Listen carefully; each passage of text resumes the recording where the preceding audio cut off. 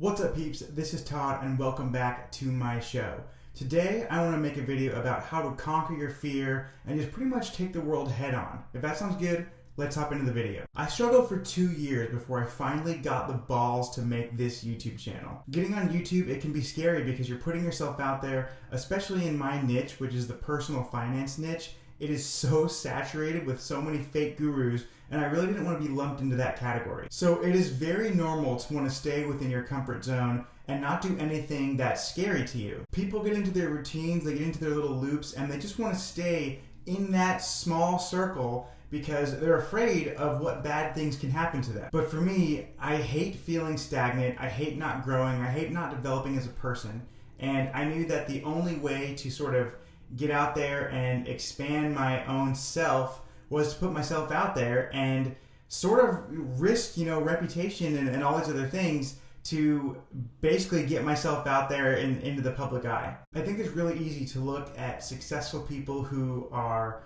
just doing so well and sort of tell yourself, you don't want to work as hard, you don't think it's worth it to get there, when secretly, many people actually do want that life. And I'm not going to articulate whether I think that's good or bad, but for me, I hate the feeling of being stuck where I am if I'm not improving myself. But I think so many people are filled with regret because instead of going for what they want, instead of just reaching out there and taking the leap, they don't seek opportunities and they don't put themselves out there and they don't take the risks that they think they wanted to take. What happened often is somebody wakes up and they realize, holy crap, I'm in my 40s and I have no money. Or maybe they wake up one day and they realize, man, I started just kind of out of shape and now I'm 450 pounds and it's going to be really hard to get rid of all of this. And they let the fear that we talked about earlier, the fear of being laughed at, the fear of rejection, it was that fear that held them back from going after and accomplishing their goals. Personally, for me, I never want to get to 80 or 90 years old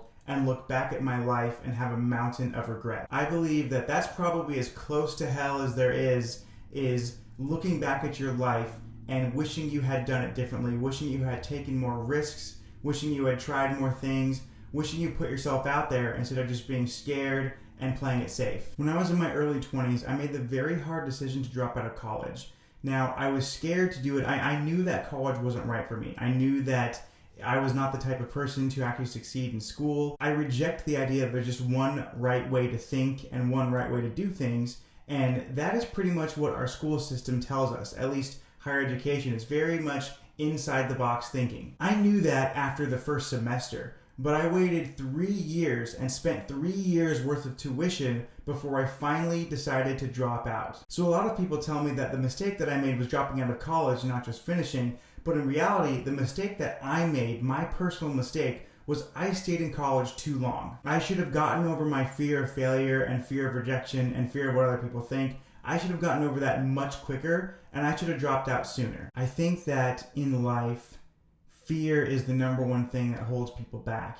And if you let it hold you back, when you get to when you're old age or even middle age, you can just be haunted with regret. I look at anyone who has done anything great, and there must have been so much fear and so many haters too, by the way. There was probably a different word for it than haters back then, depending on what time we're talking about. But think about the guys like the Wright Brothers, who they wanted to bend metal around itself, put people in it, and then fly it through the air. The Wright Brothers were, they invented the airplane. And I can just imagine the amount of people who laughed at them when they said, we're going to make human beings fly.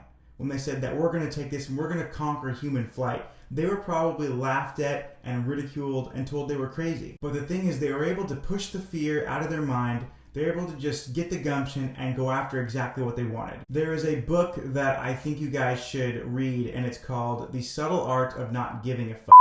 And it really helps you just not care about what other people think. And that has been one of the keys to my success. It took me a while to get there. It took me a while how to learn and how to train my brain. But now I can safely say, I don't give a shit about what other people think of me. So many people made fun of me for having roommates even after I became a millionaire. So many people ridiculed me for dropping out of college.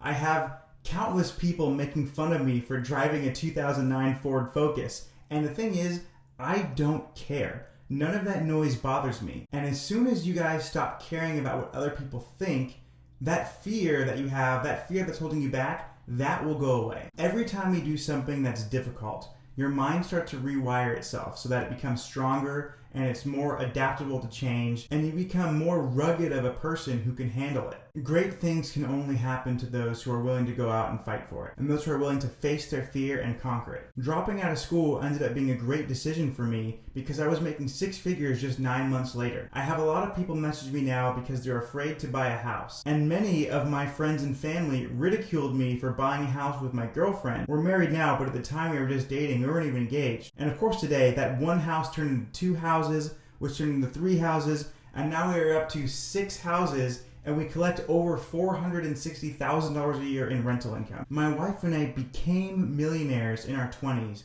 because we did stuff that we were afraid to do. We tuned out the haters, we cut out all that noise, all that negativity, and we just went out and we went for it. Many of you guys may not know this about me, but one thing for sure is I am a nerd.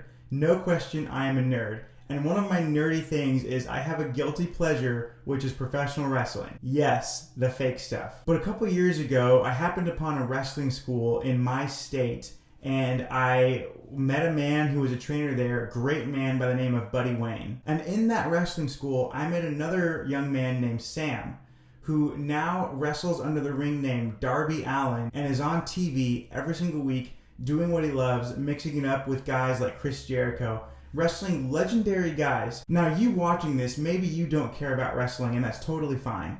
But what this shows is the kid that I knew, Sam, who now goes by Darby Allin as his ring name, he's doing what he loves every single day. And he didn't care when people told him that wrestling was fake, or that it was stupid, or hey, you're never gonna make it, you're too small, you're too short. He just went out and he went for it. That's why I love the Nike slogan, just do it. If you guys are afraid of failure, if you guys have goals and dreams, you just gotta go out there and conquer it. You just gotta go for it. You can't let anything hold you back, because the biggest mistakes in life is gonna be regretting the risks that you didn't take. Well, I hope this video was informative to you. Make sure to live life to its fullest, and I will see you guys at the next one. Peace.